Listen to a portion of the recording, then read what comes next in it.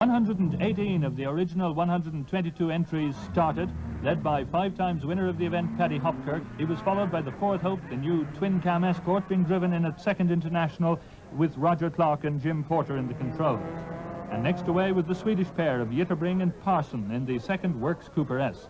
A minute and a half later, the first incident of the rally took place when the number 4 seed, Andrew Cohen and Brian Coyle in the Sunbeam Imp, having travelled only a quarter of a mile from the start, were hit by a non-competing car and put out of the event.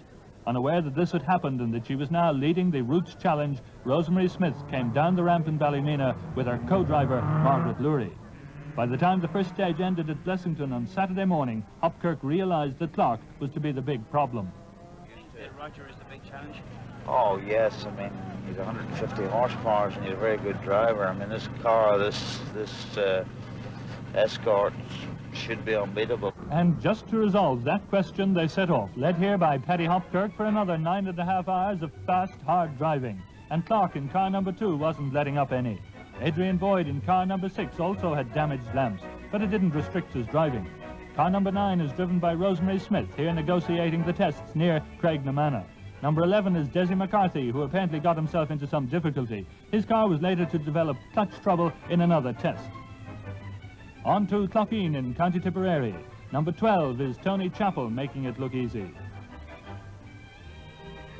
Number 15 is Ronnie McCarthy, still very much in the hunt.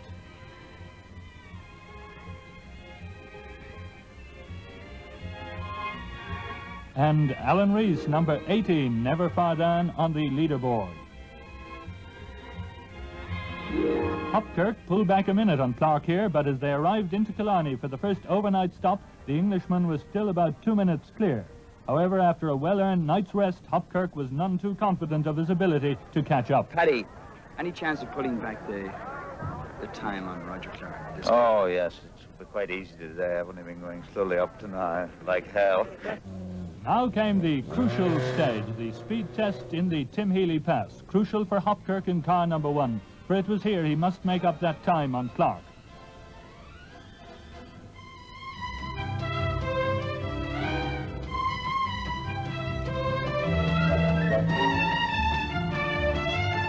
But the Englishman was in unbeatable form in his Escort and was consistently faster than Hopkirk. Boyd and Smith were also holding their own, but not reaching speeds that would bother Clark.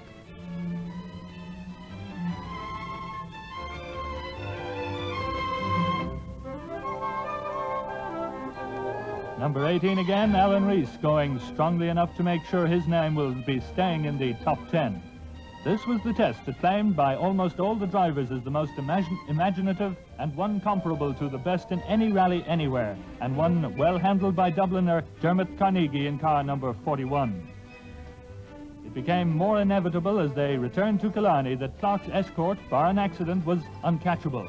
His confidence was unmistakable as he prepared to set off on the long haul to Larne. The clerk of the course had intimated that the sting would be in the tail of the rally, but when the 80 or so remaining crews set out from Killarney on Monday morning, all they knew for certain was that ahead of them lay 22 hours of hard, almost non-stop driving. Hopkirk went through Hospital, County Limerick, confessing that he had no answer to Clark and hoping for rain. When Jitterbring turned over his car and retired, Rosemary Smith moved up to 7th place. Further back the field, Larry Mooney, George Windrum and Ken Shields had only to finish to assure the 500 Motor Racing Club of the Club Award, and Frank Fennell was inching away from Dermot Carnegie for the leading Republic of Ireland Crew Prize. Only hours from the finish, the clutch on Hopkirk's Cooper S packed up, and that was the end of the rally for him. Clark went on to win by more than 10 minutes from Adrian Boyd, and Rosemary Smith was third, her highest placing ever in the circuit. The 1969 rally signaled the end of